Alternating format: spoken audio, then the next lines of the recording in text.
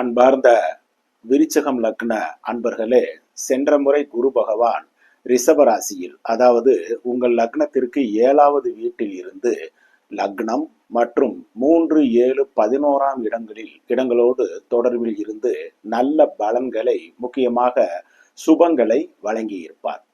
தோற்ற பொழிவையும் தன்னம்பிக்கையும் கொடுத்து தொட்டது துளங்க வைத்திருப்பார். முயற்சியை பலிதமாக்கியிருப்பார். சிலருக்கு விரும்பிய இடமாற்றங்கள், ஊர் மாற்றங்கள், மனை மாற்றங்கள் ஏற்படுத்தி கொடுத்திருப்பார். இன்னும் சிலருக்கு மண், வாகனங்கள் விற்க வாங்க ஒப்பந்தங்கள் போட வழிவகை செய்திருப்பார்.